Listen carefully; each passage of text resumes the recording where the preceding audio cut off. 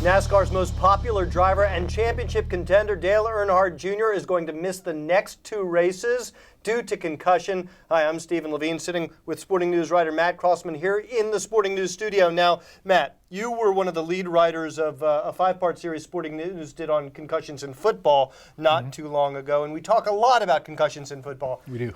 This is the first time I remember a NASCAR driver skipping races due to concussion. Talk a little bit about some of the symptoms that Dale Earnhardt Jr. might be experiencing that could be problematic behind the wheel of the car. Oh, yeah. If you have a concussion, a race car is the last place you want to be. Doctors and experts would tell you that you want to rest in a quiet, peaceful, maybe even dark environment, and not to stress yourself mentally. And, you know, mental acuity is the single most important thing a driver has to have in order to be successful, I mean, after a fast car. And so the inability to concentrate inside a race car because of a concussion could be dangerous.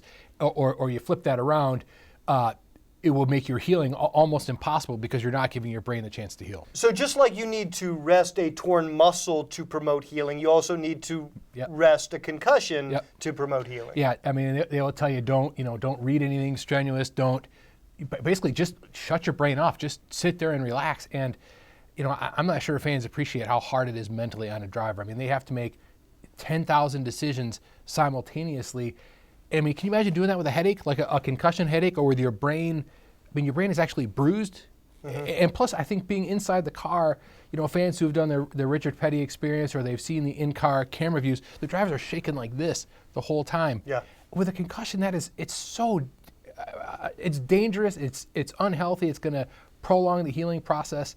And so you got to give Dale Jr. credit for, you know, to whatever extent he made the decision to get out of the car, to recognize that. I mean, this is a positive move for NASCAR in terms of the importance it places on safety. It's interesting because we talk so much about the safety developments and the innovations that NASCAR has brought to the fore since the tragic death of Dale Jr.'s father in 2001 with the Hans devices and the safer walls, etc.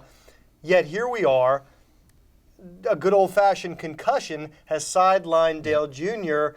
Is there anything that NASCAR could do to sort of guard against concussions in the race car? To prevent them completely? I mean, of course not. They're going 180 miles an hour, and if you all of a sudden stop when you're going 180 miles an hour, that's very likely to cause a concussion. It's what causes them in football, that you're moving in one direction and somebody hits you and your brain knocks around inside your skull.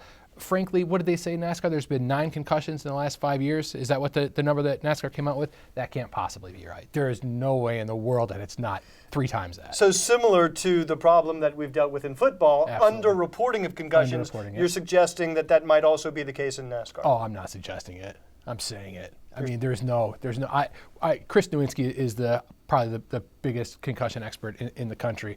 And, you know, he maintains, we asked him this today, that professional athletes, because of the negative connotations or the negative consequences of reporting a concussion, they will underreport them. And, you know, I saw Jeff Gluck reported today that Jamie McMurray said every driver has had at least one. So let's see, there's 43 guys in each race. Okay, that's 43. That's already, you know, quadruple of what the number that NASCAR says it was. And I'm not saying NASCAR is not right. I'm saying the drivers need to be vigilant about reporting it. Do you think this is a conversation that we need to be having more around NASCAR and perhaps other sports?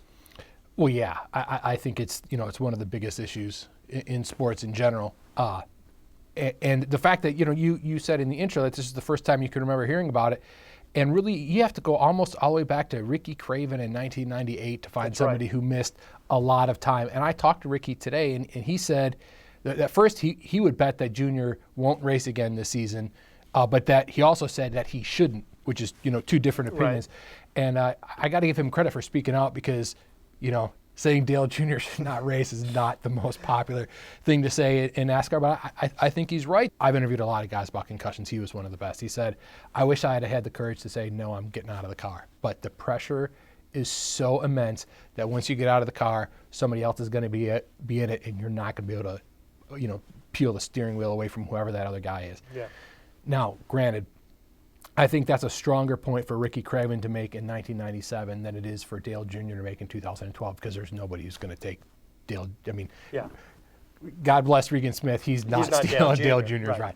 Still, the pressure from sponsors, from the team owners, from your fans, from just being a race car driver to stay in the car, it's immense. So again, you got to give a guy credit for saying, I'm messed up, I'm out. All right. That's Matt Crossman. I'm Stephen Levine. Thank you very much for watching.